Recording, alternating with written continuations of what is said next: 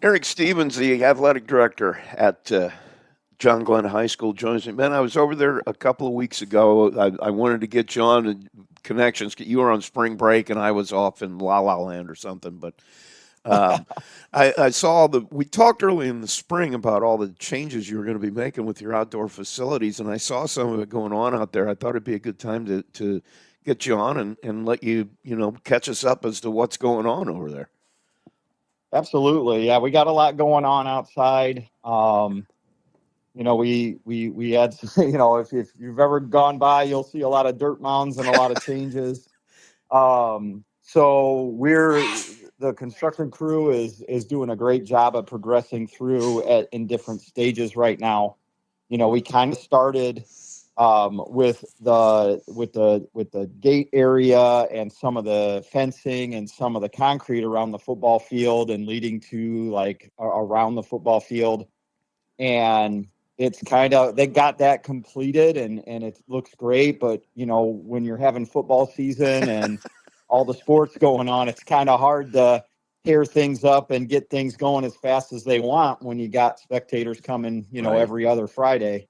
So it's been a bit of a challenge for them, I'm sure, and a little bit of a waiting period for us. But they were really able to kind of get some of the stuff done. I know right now they are completing the dugouts on the baseball field. Those got redone, and they are prepping for installation of concrete. We're moving the backstop up just a little bit because it wasn't regulation, Right. so it also allows us to get some room. So we got some wraparound seating going in baseball. I believe it's about 300. There's about 600 seats that are going around from dugout to dugout, and we kind of we tore down the old dugouts, reposition the new ones for sight lines. With the addition of lights to that facility, we really do. Our goal was really to make it um, a facility that can be used, in the IHSA tournament Right. series, whether that's sectional or regional. But it was one of those moments when we have the time to do it and the ability to do it. Let's do it and do it right. And I really feel like we kind of did that. So they're kind of, now that people are, they've fenced off that area, so now they're ready to put back the tieback netting, backstop, and start, putting concrete down. Softball's kind of moving a little bit faster. That was a little slower start, but now they've completed those dugouts over there. The roofs are on. They've got concrete put down. They had to put a large retaining wall for us to put, because they're putting 300 seat bleachers, and they moved the dugouts for improved sight lines. And then they're prepping for the tieback netting and new backstop area there. And so, that's going on right now, and they're kind of finishing that up. We will actually, when this is all said and done, our football homestand and our main entry will actually be off Georgia Street where the softball field is. So Okay. right now, they're actually building two brick ticket booths. But I think the one thing that'll stand out the most is, and the one that really took a lot of savvy, was we are building a new concession, and a really great restroom area for our patrons that'll really serve, the new home side of our football stadium, the soccer field, and our softball field, and really give our patrons an opportunity. Just they don't have to go inside the building. It's going to be clean. It's going to be what it really needed to be from the beginning. But a concession area, there'll be a large storage area, and then so they're putting the roof on that currently. So that's really progressing along. Um, and I think the last stage, which we are prepping for right now, is the removal of the current visitor stands and visitor press box. That will get torn down probably next week.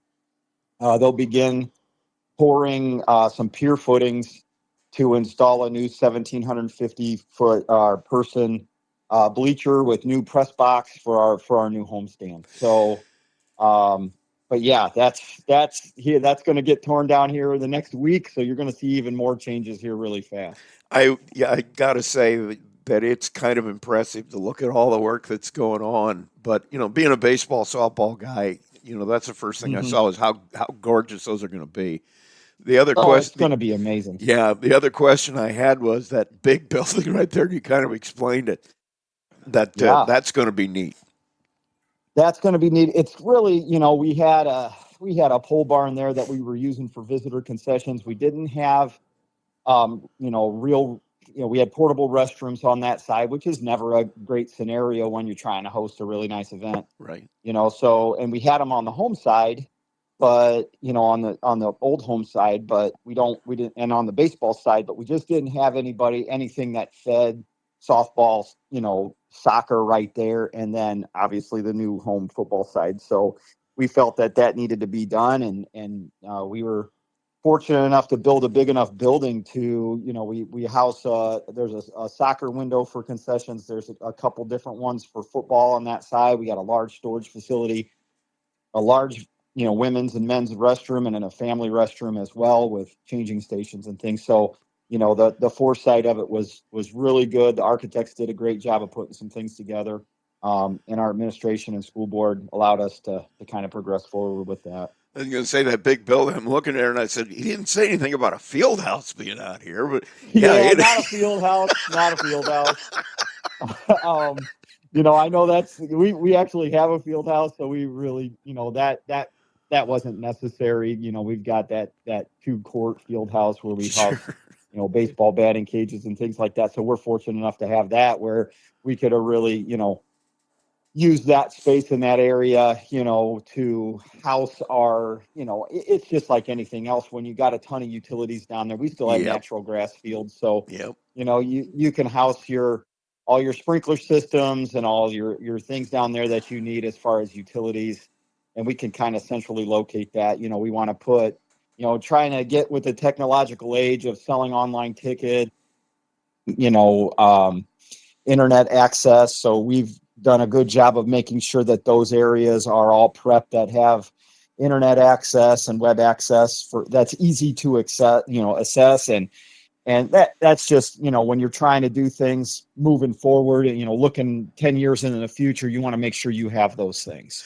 That's the hard part. I mean, I'm sure from your point of view is, this has to be something that stands the test of time and trying to figure out all the variables that go into it 10 years, 15 years, 20 years out. That's got to be a lot of work. Exactly. I mean, that's the key is, when we looked at it, we did some really creative things with some lighting. We put new light poles in along some of the walkways because we realized, at night when you're hosting a lot of people, we didn't have a lot of lights on some of those walkways, and it Right. wasn't dangerous, but it was inconvenient. Right. When you shut off the football lights and if there's people lingering around, it's kind of hard to see at times. And we just want to make sure that it's a it's a patron friendly place. Our kids have a place to play that they're proud of, and our community has some pride in what we're doing. And it wasn't like our facilities were bad. No. We had decent facilities, but we're so centrally located, it makes it literally a prime spot for tournaments and things like that. So, those are the things that we're looking forward to here in the future once this gets done. So, we'll be able to do those neat things. I was going to say, the other part of that too is, looking out into the future, in spite of what some taxpayers think that, they're building new facilities every 5 minutes, you've got to be cost effective and make sure, once again, this stands the test of time and is still going to be there serving your needs 20 years from now because you don't want to go back and ask for more money. No, you don't. You didn't want to cut corners, and I don't feel like we cut corners and shorted the project. I really think we did a good job of making sure it was built with quality. It was built with quality materials, and that it was going to be standing and functional from day one to year 15. Whether we're here or not, on this earth, it's one of those things where we wanted to make sure we put our stamp on those facilities and Right. make them really nice for our community. I want to, before I let you go, I want to talk a little bit about your fall Sure. sports too. I mean, Yeah. you had a nice fall season. Your girls' sports, especially your volleyball team, your soccer team, were two of the best in the area. I mean, it was just a nice run for all your fall sports. We did. We struggled a little bit on the football side of it. I felt like we were competitive early in the season, and the injury bug hits you a little bit, Yeah. and you get behind the eight ball a little bit, and you got some teams in our football conference. That the INSC for football is a bear, Yeah. and everybody looks at it kind of like, oh, it's just small schools, and I always thought small schools get coached really well. Their kids really get into it.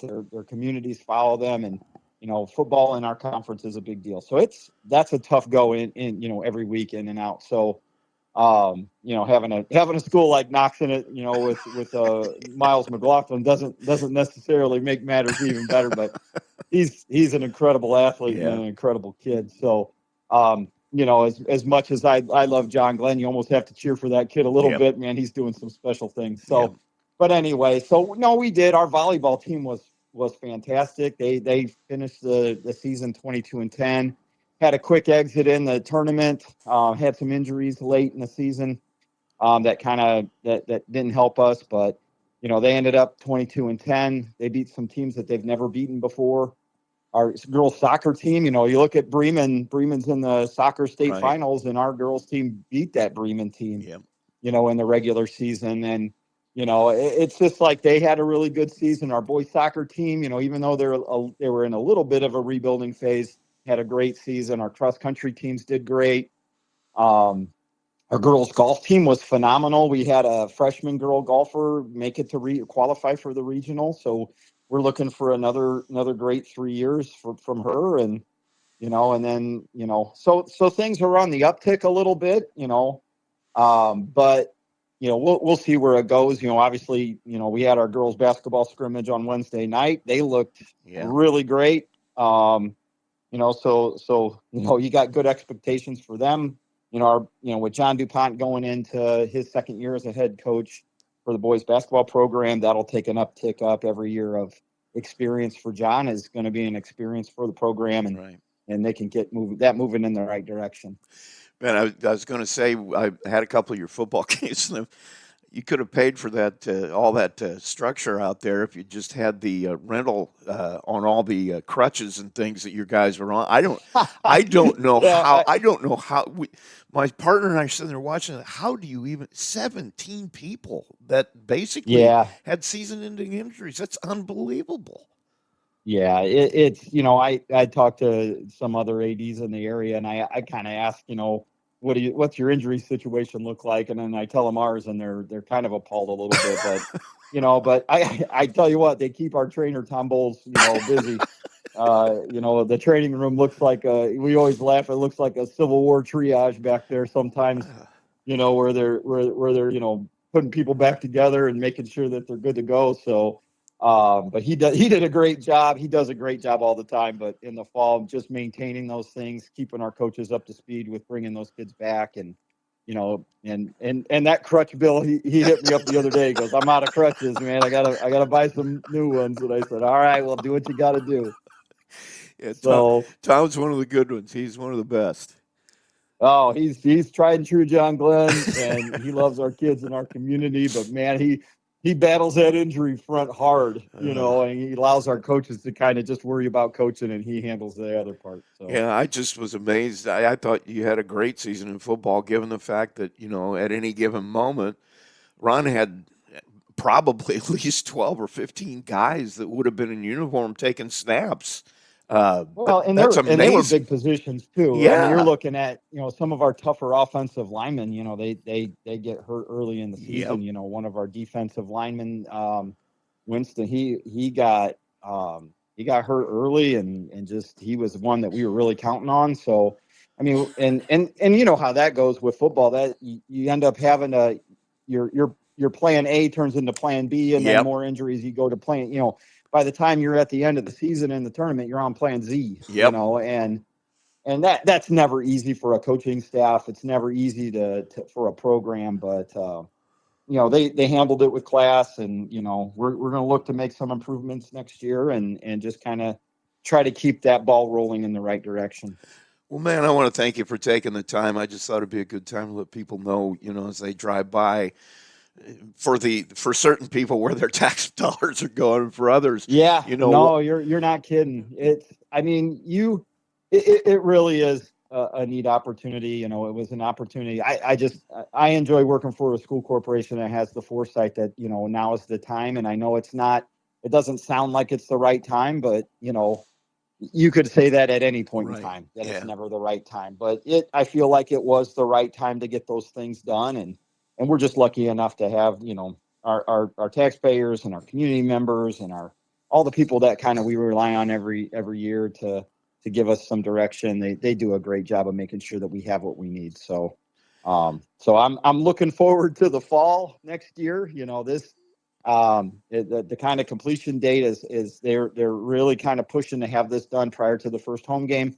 So Cool. for the fall. So I'm really, you know, I'm eager to see what this is going to turn out. I think baseball, softball should be done by season start, but the entire project, obviously, with the home stands and the building and all the extra stuff around it, you know, we're looking for a, you know, fall home game, first home game for football to kind of be completed and wrap that up. So it's going to look different. It's going to be a lot better. So Well, I'm looking forward to seeing it too. It should be a neat thing.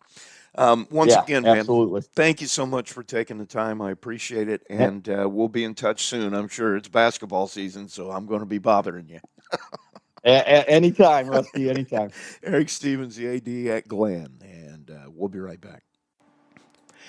And joining us in this segment, two folks that are, I imagine, by the time we play this on Saturday morning, you guys are going to be out running in the state championship for cross country. I've got Freddie Kallenberg and Vivi Miller from Plymouth High School with me on the phone. And guys, welcome in. Congratulations for getting there.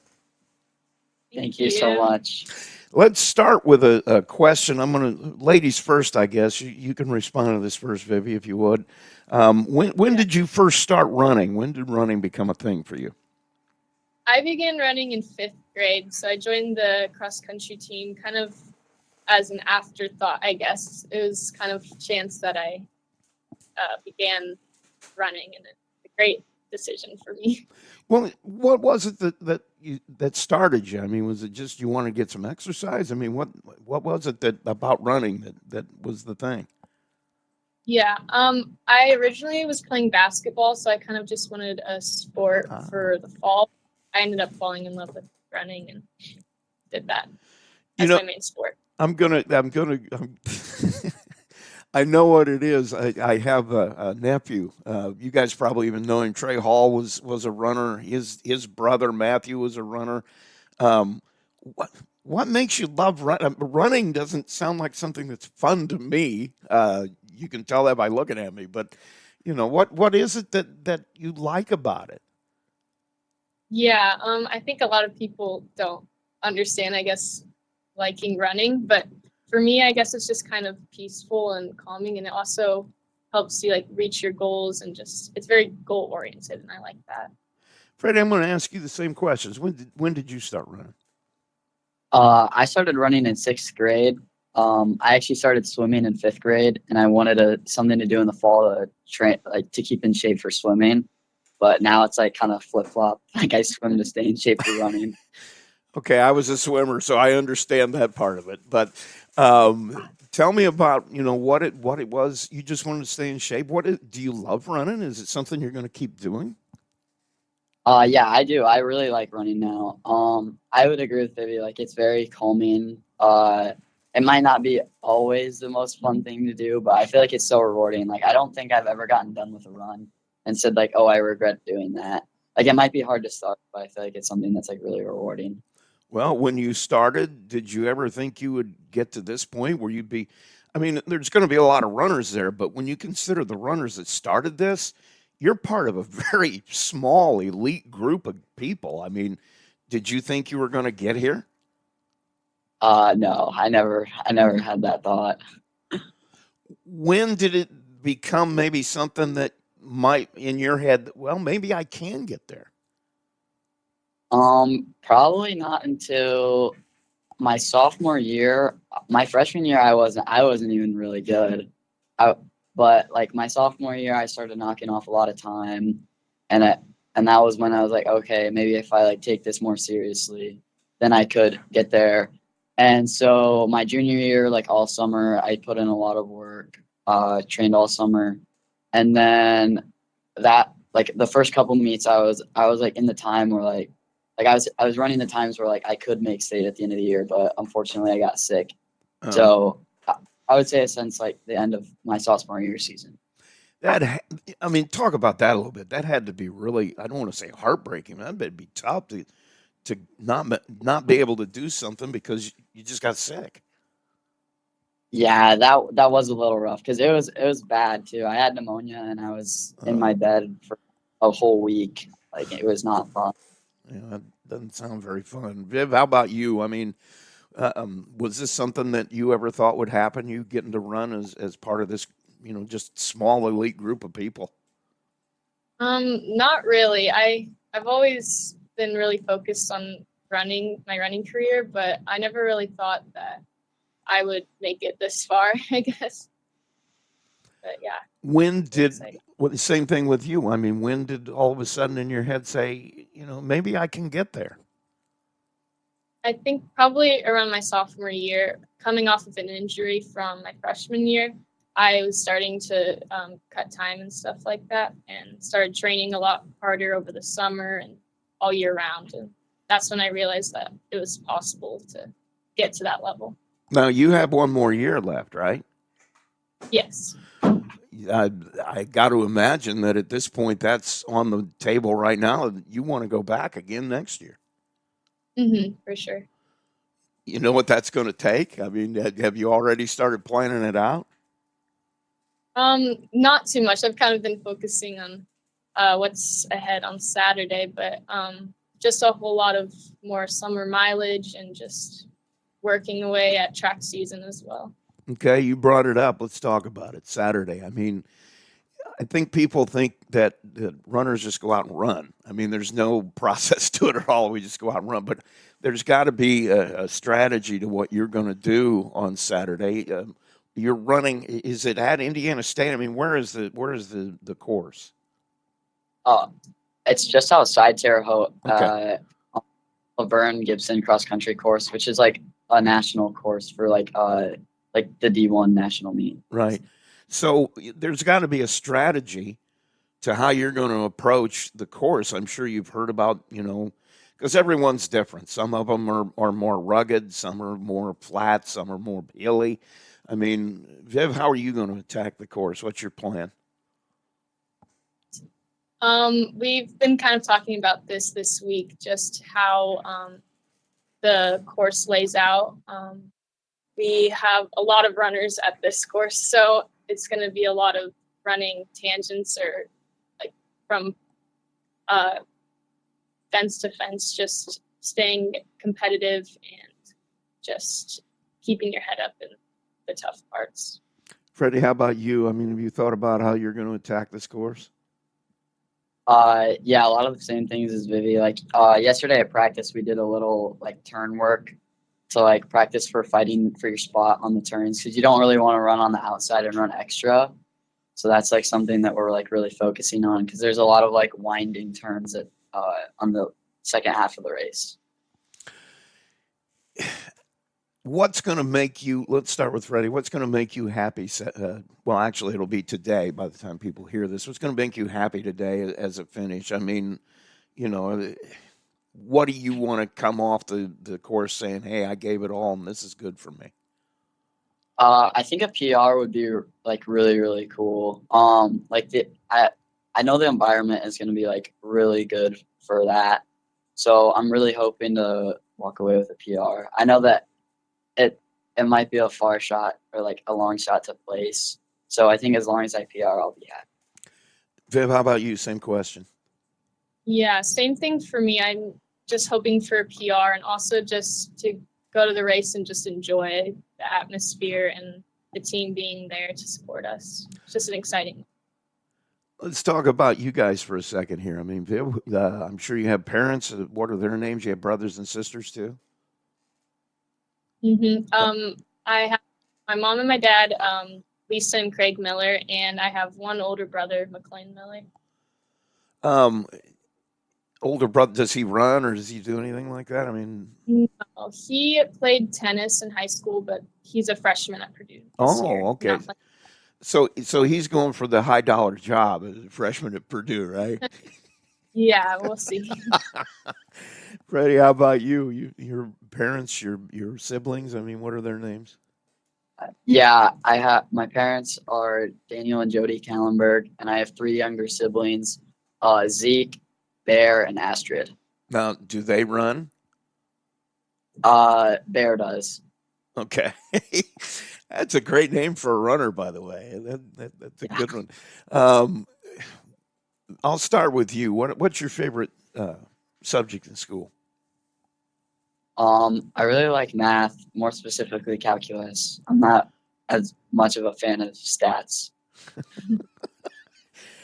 Every time I do one of these interviews, everybody loves math. I mean, was I the outcast? I don't even know how to balance a checkbook, let alone do math. But what do you want? Have you made plans? I mean, obviously you're a senior. You going to college? What are you going to study?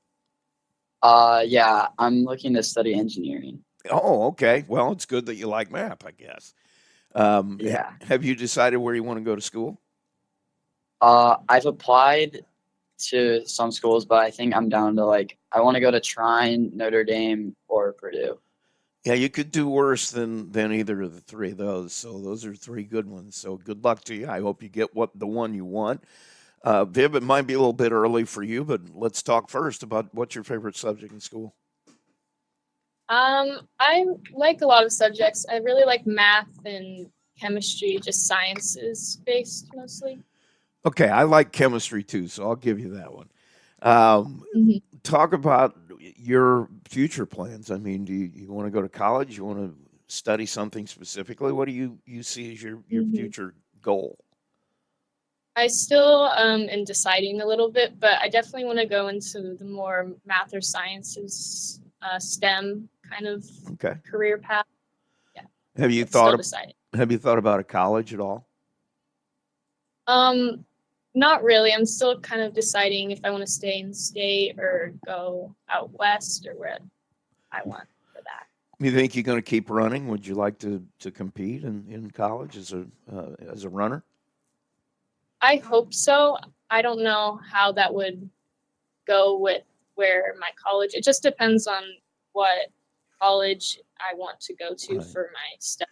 But I'll definitely continue running no matter if I'm on a team. How about you, Freddie? Would you like to keep running competitively in college? Yeah, I think if I go to a smaller school, I probably will. Yeah, I was going to say it might be kind of rough to be in cross country at Notre Dame, but Yeah. feel a little. I think he can do it. Uh, Hey, Rusty, I'm back. Okay, good. Coach Curtis Norman's with me. You came in just in time, man. Talk about these two. I mean, they've showed up on a lot of the results that you send me over the years. They've been people we've Yep. talked about in the past as people that you really they're like. they're both testaments that hard work pays off. They run well in the off season. They put in good mileage. They run at great paces. Their summers were fantastic summers. They work hard throughout the season. And here they are running their fastest races of their lives at the regional when it matters most to get to state. And just on top of that, they're wonderful kids. I know they're sitting here next to me. They're kind of snickering right now, but they are wonderful kids. Kind, respectful, great students in the classroom.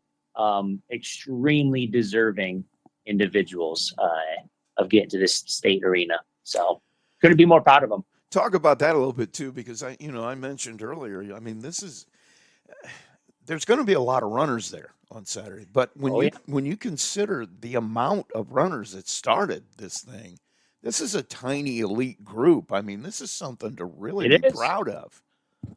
You go from sectional to regional to state, and the jump from sectional to regional is a big jump. The regional is 250 kids. There's 5 regionals in the state, and it's 250 quality kids at the regional. It's tough to get to state. And then, and this is also a non-class system, obviously. This is the whole state. Right. And so then you jump then from the regional, 5 regionals combined to state, and it's obviously then the best of the best. And guess what? They're both a part of that, the best of the best. I'm not going to ask you for maybe. They're both shaking their head right now. I'm not going to ask you for. I'm just Go proud ahead. of them. Just Especially to run your absolute best at the regional when it matters most is just so important. And like Freddie, he had a solid conference championship race. He had a solid sectional. He hadn't yet really had that breakout run that we knew he was probably capable of. And so at the regional, it was his last chance to do it, and he did it. 16:29. He's 15th fastest in our school history. He's the fastest boy I've ever coached. It's great to see everything pay off for him. And then Vivi, missing state last year as a sophomore by 1 place. That's tough. Yeah. That is tough. Mentally, that is very difficult to do. And she came in this year, worked super hard. Last year at the regional, she ran a 19:35. This year, she ran a 19:13. Dropping 22 seconds from one year to the next. She was 19th overall in the race. And I don't want to say she easily made state, but she kind of not easily made it, but she made it with cushion. Yeah. So just super proud of both of them to put their best races together at the regional. You've been around this a couple of years. Give me a prediction. Oh, Give me a prediction for Saturday. What do you think we're going to see? Oh, I don't. That makes me nervous. I don't even want to give a prediction. We've talked about the course. We've talked about just race planning and everything. I think they both have the opportunity to PR again. There's no better time to run faster. The competition is around you. It's tougher because they'll have a good start to the race, but you'll have so many more people around you and so many more in front of you than what you're used to. But that's a good thing. Competition is going to breed competition. Yeah. What's the phrase? Iron sharpens iron. Yeah. You get around the fastest people around you, put yourself in a great spot, and then just hold on. So I think my prediction is that they both run their fastest races of their lives at the state. Well, if I don't say that, who am I? Yeah, that would make them happy too, because they told me that's their goal. I want to do the best that I've ever done before, and I think that's a heck of a goal. And I've told them this also. Above all else, though, I want them to enjoy the experience. Making it to state in any sport is phenomenal. Yeah. So I keep telling them, enjoy this week, enjoy the weekend. Obviously, we're going to try to run our best, but really make sure you step back, take time, and enjoy the experience that you have. Well, guys, I want to wish you good luck. As I said before, you're probably running by the time this is playing on Saturday morning, but good luck to you as you're going on. And, maybe we'll catch up afterwards and talk again after this weekend. Thank you. Thank you. All right. Thank you very much, Rusty. I appreciate it. Thanks for taking the time to interview the kids. That's Freddie Kallenberg, Vivi Miller, and their coach, Curtis Norman. And stay there. We'll be right back. And in this segment of the Saturday Morning Coaches Show, we welcome in a coach with a bunch of his players here. So we'll see how this plays out. I don't want to mess up this, so I've got everybody's names written down. I think I'm going to be okay. But Derek Evelyn's with me. You'll help me. You'll guide me through this, right? Oh, yeah, for sure. It'll be good. All right, let's talk about the team for a bit. Semi-state is that's a great accomplishment, but I'm thinking in the course of your program and the kind of program you have, this is kind of where you I don't want to say it, but you expect to be at the end. Even all the way back to when Gail Perry was coaching. Triton Volleyball is one of the premier programs in this part of the state. Yeah, I would agree. Definitely. Even back when it was just a one class system, Yeah. you still expected Triton to compete. Gail did it for years. I coached against her, obviously at different schools. So I've always known what Triton volleyball is all about and be your expectation. Obviously, you want to get through sectional, regional, get to semi-state, move on. What do you think fuels that? Is the kids you've had since you've been there, I get the feeling they just expect it to be that way. Yeah, I think every year, obviously, we want to finish in the top in the conference. And then you got sectional every year. A lot of these girls, one of our assistant coaches, Abby, she was on one of my first teams, Abby Beers. And yeah, they won sectional. Obviously, right off there, lost in regional.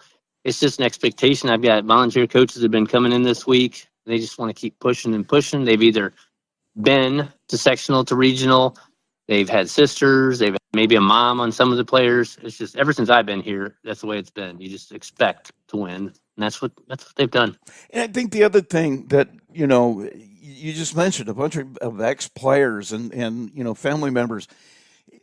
When I look at a program, I look at the number of kids who played and then come back and want to help coach. They want to volunteer. They want to give back to a program. I mean, that speaks well of the program itself. Yeah, exactly. And one of our other main coaches, the JV coach, is Jamie Baker. And she, of course, played volleyball under Perry. So she's kind of got that. It's kind of nice for me. It balances out that tough coach, soft coach, although sometimes I still get a little tough on him. And then, of course, I got Tony Plotho on here, and he's been to state in baseball. So, it's not like we don't have that competitiveness there. And then a lot of the volunteers, former setter, former hitters that have just come in, and they just expect more out of the girls, and it helps the girls push a little bit harder too when they're scrimmaging against them. Well, I'm gonna say this to all of you, all five of you. I want to thank you for keeping Tony Plotho out of jail. I'm so happy that you've done that. That was my job when I was coaching with him, and I'm glad that you've been able to achieve that. He was always ready to do some crazy thing, usually at Warsaw. So I thank you for carrying on that tradition too.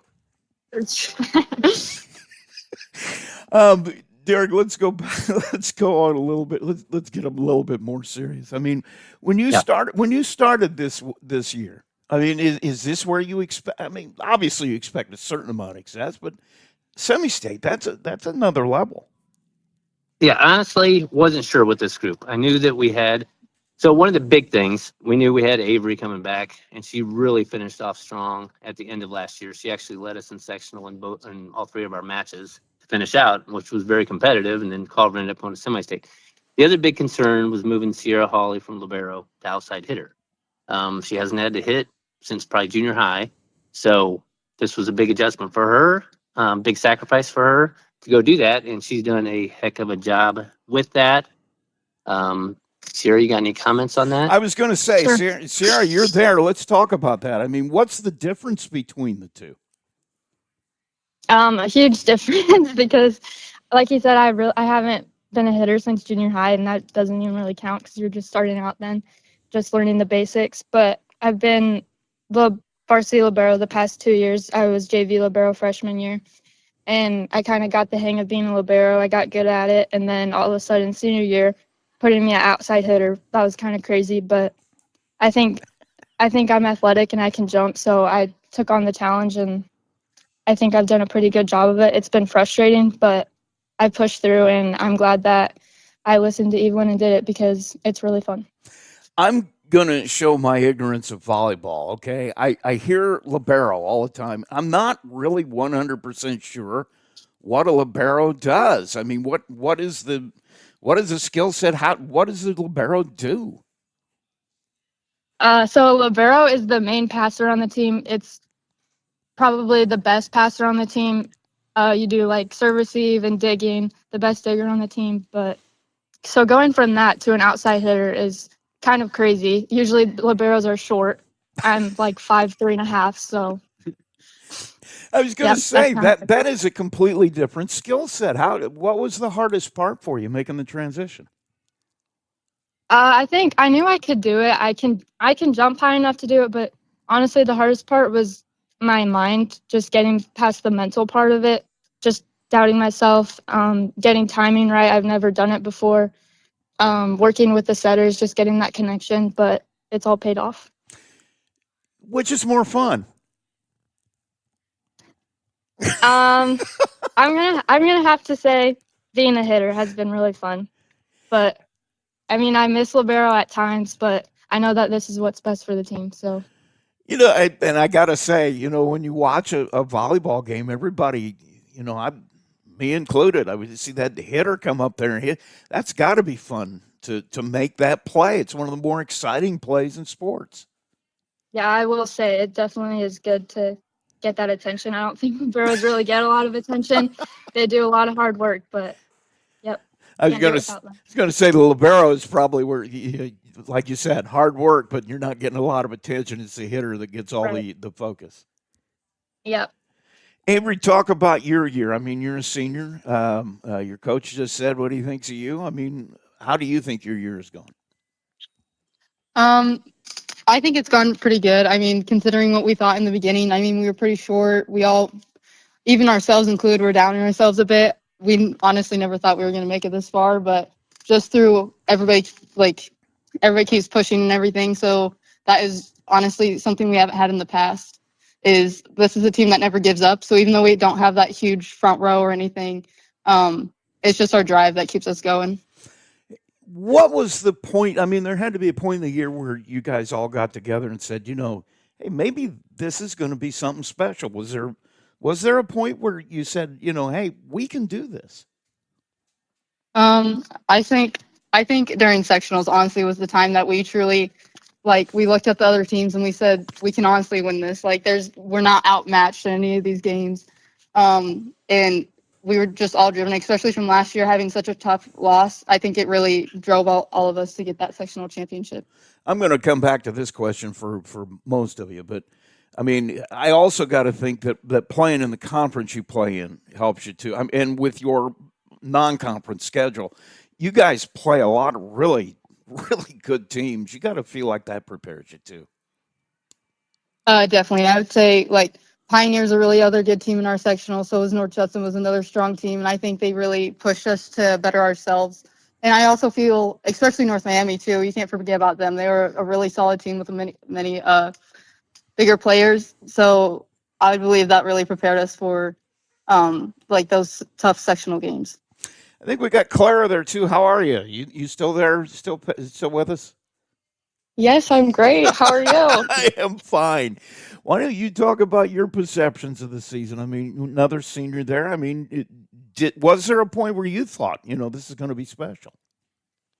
Definitely over the last 3.5 weeks, as Avery said, after the first sectional game when we beat Culver, that was probably the best feeling so far in the state games. We took a rough loss to them last year, so it really fueled us just to want to beat them and win sectionals overall. And then after winning that, we're just kind of on a roll, and it's what's keeping us going. What's your position? I mean, what's your role in the team? I'm a setter. Okay.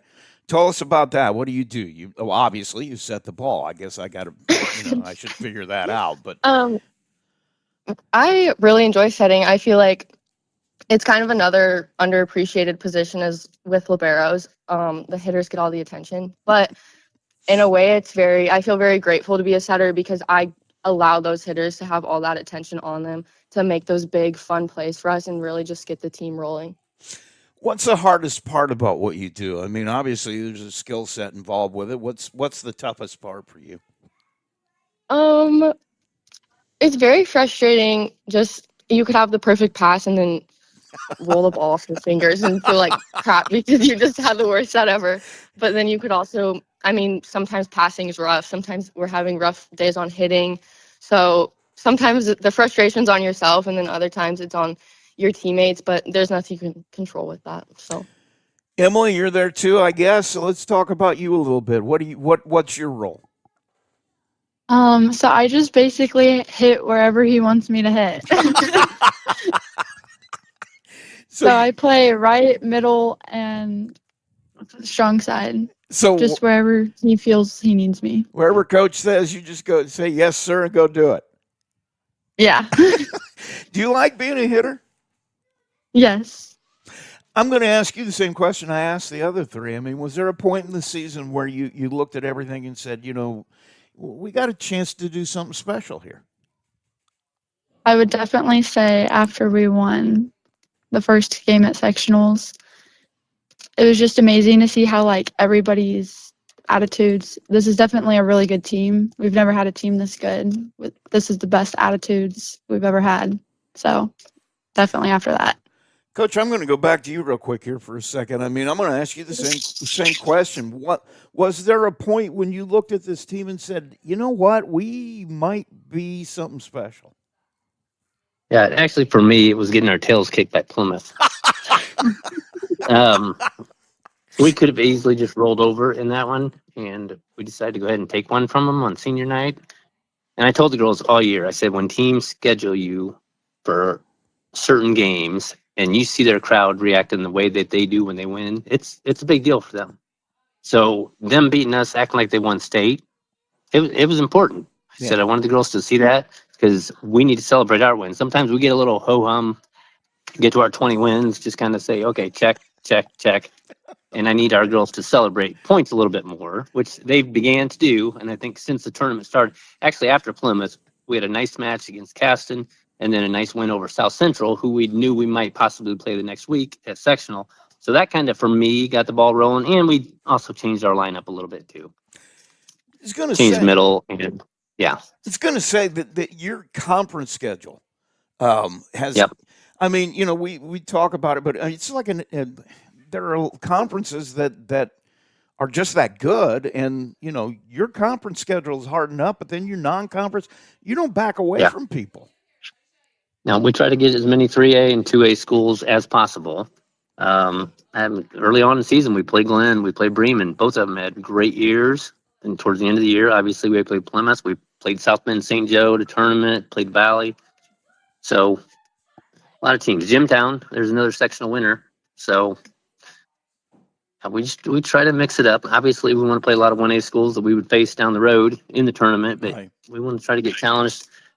Part of that's a little difficult because we go against teams that really block well and then teams that struggle with that. So it makes us better because we have to be able to face just about every team possible. I was going to say, too, because, you know, you play the bigger schools, obviously they have bigger athletes. I mean, does that become I mean, it seems to me that facing that during the regular season, you're going to see it as the deeper you get in the tournament. Oh, yeah. That's got to help you a lot. Yep, for sure. These teams this weekend, Rossville has a couple of big middles, one strong outside. They do have a shorter outside also, but they block. And that's what we're going to have to do. We're going to have to block and hit around and over and through the block. Yeah, we might.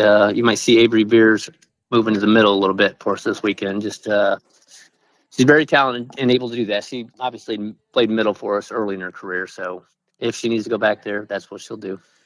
Avery, how do you feel about that? Well, tell them. I have a love-hate relationship with middle. I mean, it's fun. Like the hitting, like running quicks out of the middle, and obviously the game, the blocks are fun. But middle's also one of the more, just along with setter, is one of the more physically demanding situations because you usually don't get a break.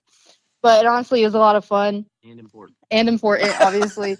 But again, I mean, I love the outside. It's just you get to do a variety of different things on the outside. You get to pass, you get to hit, you could honestly help setting every once in a while if you need to. So, I mean, I like middle. It's not really a problem for me. What she's trying to say is she'll do whatever is needed to win. Well, yes.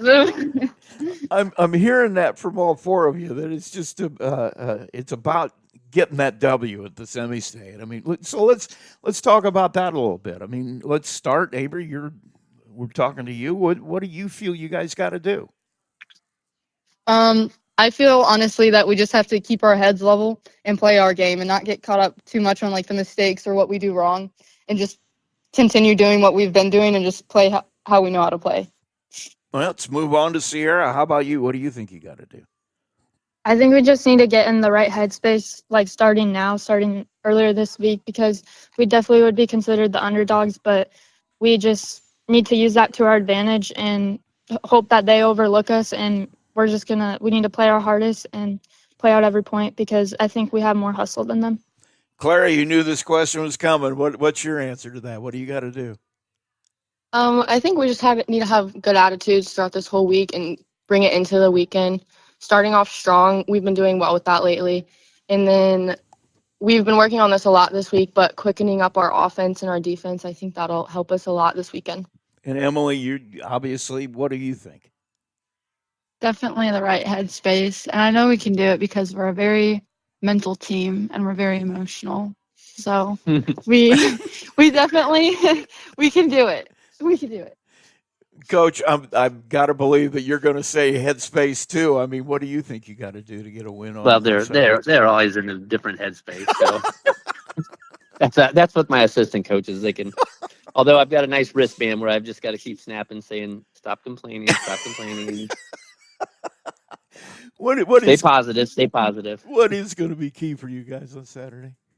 I honestly speeding up our offense, and from what we've seen, we've scouted them a lot. We see some weaknesses. We just need to execute what we've been practicing. We've got a block on Saturday. I don't think we blocked very well at regional. I think we're a stronger team than what we showed.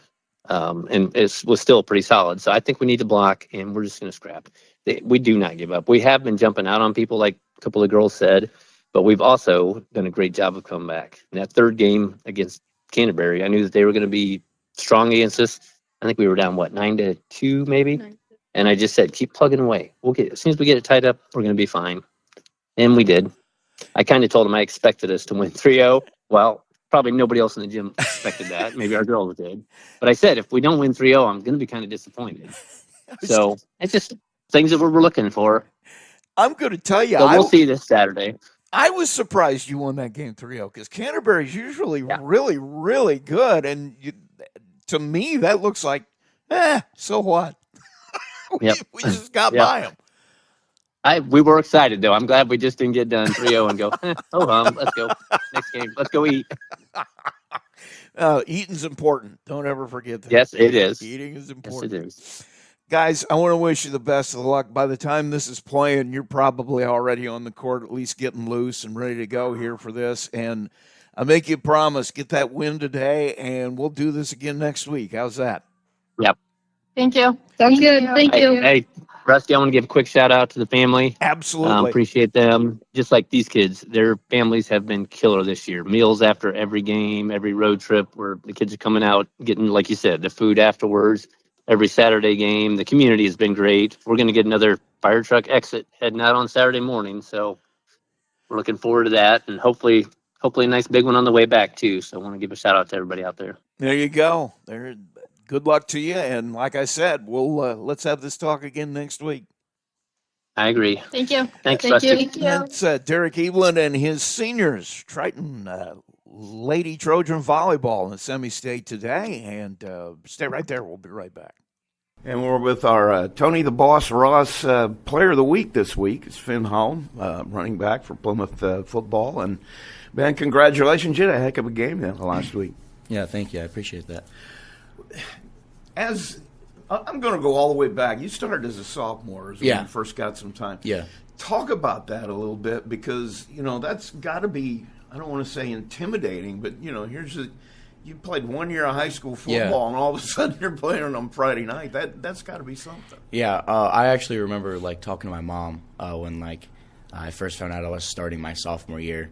And I kind of told her, after my first start, I was like, I always thought I wasn't big enough or good enough to play with these guys. But you just kind of figure out I was playing out there because I could play with those guys. And so I took one big hit in my first game of my varsity career, and I was like, all right, cool. Let's get her done, man. So that's really all it took was right there getting kind of put a chip on your shoulder, maybe, yeah, a little bit. I was like, okay, cool. I gotta turn a gear. I gotta turn it up a little bit. There are a lot of running backs talk about how they like that first hit. They want it to be over with early in the game, and then everything goes fine. Is that the same way it is with you? Yeah, but I don't.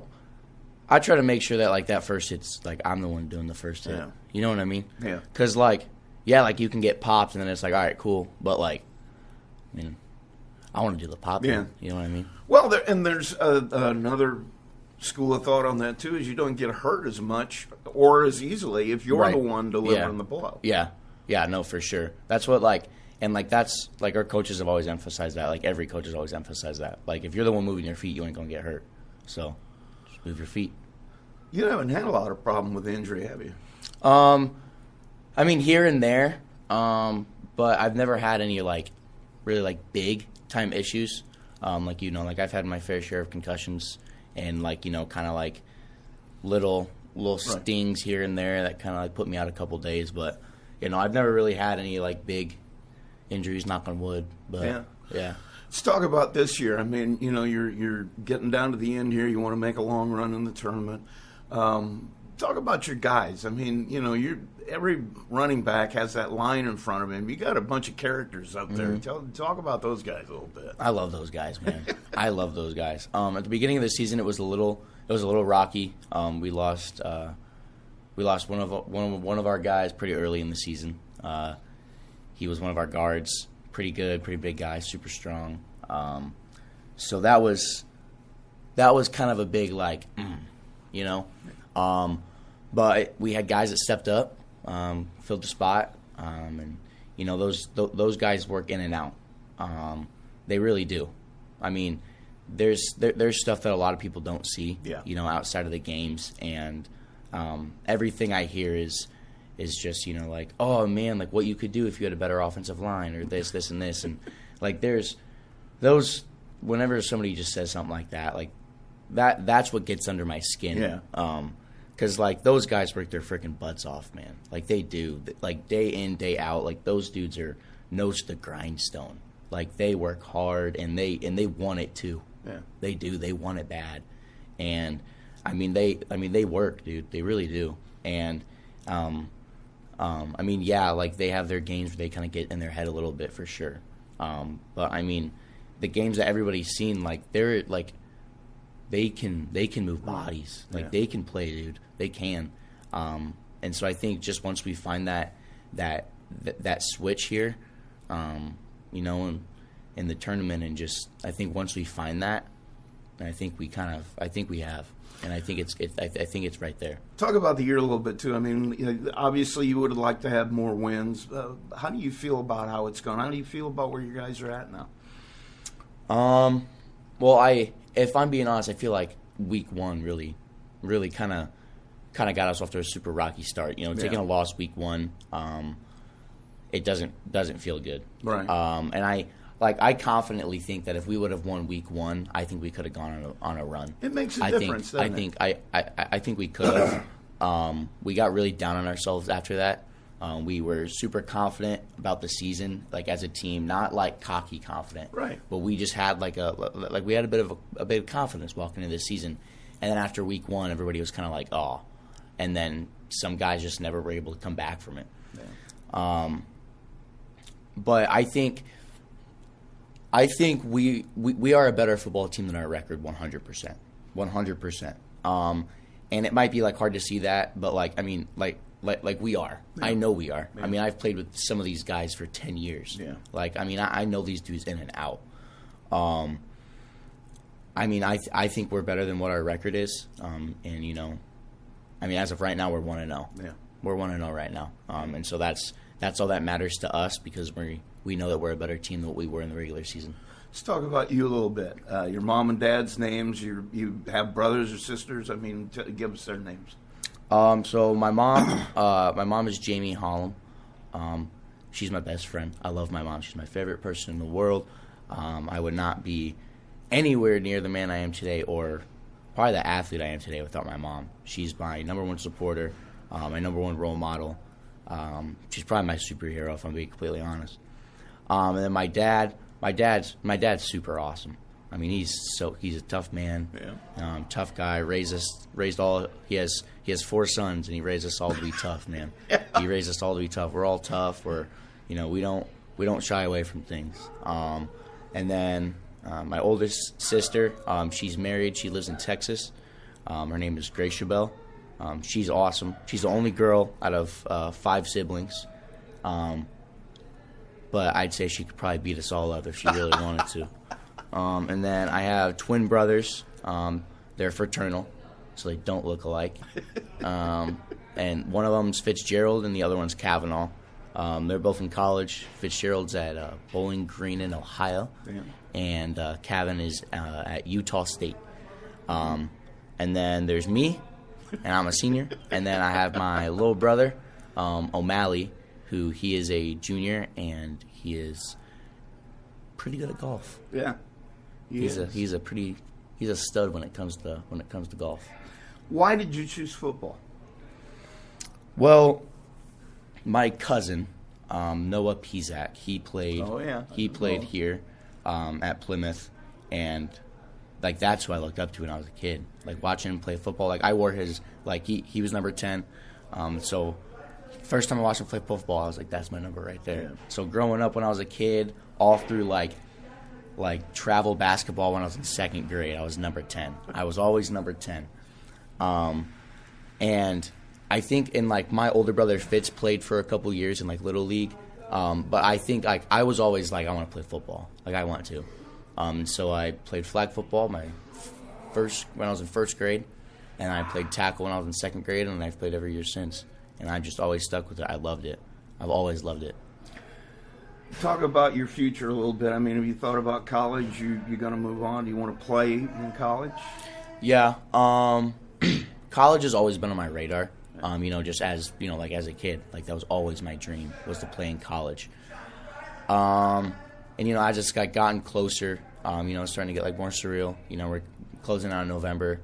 And so it's just like, it's one of those decisions where like, before it actually becomes the decision, you're like, you're like, oh yeah, I'm dead set on this. But then the decision get closer and you're like, okay, man, like, hey, this is like real. Like, do I want to go play college football and study for what I'm doing for the rest of my life, or, not play football? Right. So I'm kind of, I'm in a pickle right now. I'm running back and forth a little bit here, Rusty. I ain't gonna lie. Let's talk about what you want to do. I mean, obviously, someday football will come to an end. Mm-hmm. What do you want to do for a living? Well, I want to study sports psychology. Okay. And if I end up being like, meh, I don't want to do that, then I'll probably end up doing sports management.